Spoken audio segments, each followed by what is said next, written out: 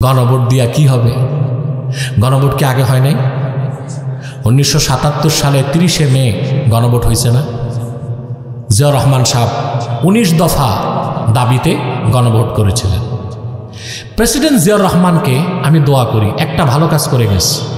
ওই গণভোটের মাধ্যমে সংবিধান পরিবর্তন করে তিনি বিসমিল্লাহির রহমানির রহিম লিখছেন। আর কি করছেন? রাষ্ট্র পরিচালনার মূল নীতি হবে আল্লাহর প্রতি আস্থা ও বিশ্বাস। এই একটা সৎকর্মের কারণে আমি আশা করি জিয়াউর রহমান নাজাত পেয়ে যেতে পারে। 85 সালে গণভোট হয়েছে না? কথা বলেন। 91-তে গণভোট হয়েছে না? তো গণভোট তো বহুত হয়েছে, বহু সংবিধান পরিবর্তন হয়েছে। এই বাংলাদেশের সংবিধান মোট 17 বার পরিবর্তন হয়েছে।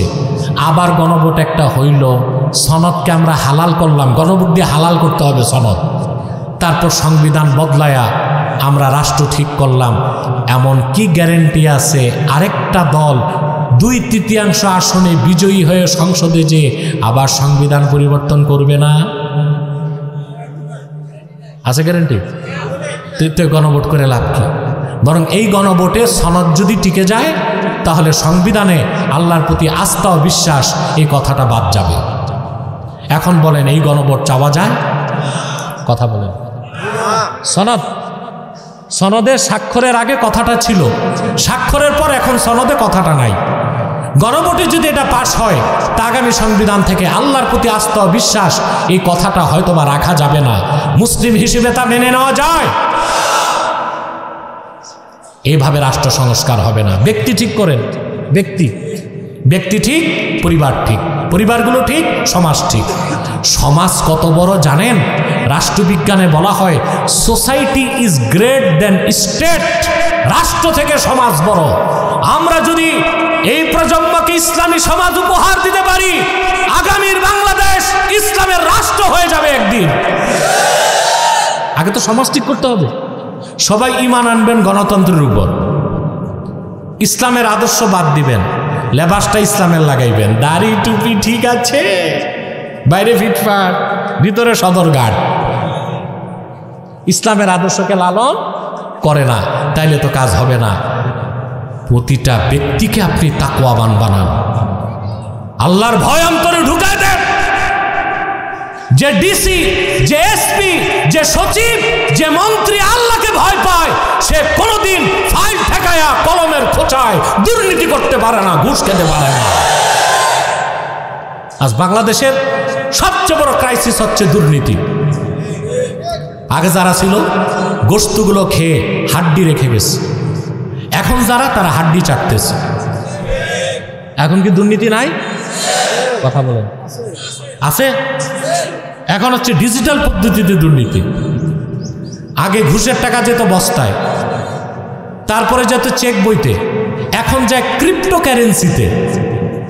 কিসে যায়? Crypto currency. এটা দেখা যায় না, এটা তো বিটকয়েন। ডিজিটাল টিপে পয়সা চলে গেছে, ওহ খুশি, টাকা কেউ দেখলো না। এভাবে দেশ ঠিক হবে না। বাংলাদেশ নামক রাষ্ট্রে 18 কোটি মানুষ যদি থাকে, বাংলাদেশটা চালায় মাত্র 3000 মানুষ।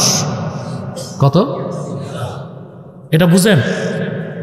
300 এমপি, প্রায় 70 জন মন্ত্রী, 64টা ডিসি, 64টা এসপি, টিএনও, ইএনও, এই সব আমলা কামলা কর্মকর্তা সব নিয়ে 3000 হয় না।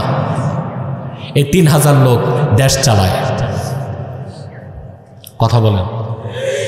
আপনি পুরা দেশ ঠিক করছেন, পুরা দেশ ঠিক করছেন, কিন্তু দেশ যারা চালায় তারাই যদি ঠিক না হয়, দেশ সঠিক গন্তব্যে পৌঁছবে?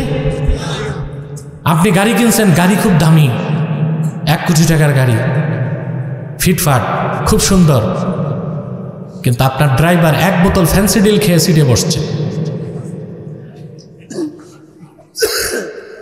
গাড়ি কি নরসন দিয়ে যাবে? কারণ সব ঠিক, চালক মাতাল। আমাদের দেশটা যারা চালায় তাদের অধিকাংশই মাতাল, ইসলামকে বিশ্বাস করে না, কোরআনের আইনকে মানে না, পশ্চিমাদের তাবেদারি করে গণতন্ত্র ইমান এনেছে, সমাজতন্ত্র সমর্থন করে ধর্মনিরপেক্ষতার বুলি আওড়ায়, তাদের পরিচালনায় রাষ্ট্র কোনোদিন হাজারবার গণভোট হোক, সনদ বদলাক, সংবিধান হোক, বাংলাদেশ সঠিক অবস্থানে যেতে পারে না। বাংলাদেশকে সঠিক অবস্থানে নিতে হলে আল্লাহর কোরআনের দিকে ফিরে আসতে হবে।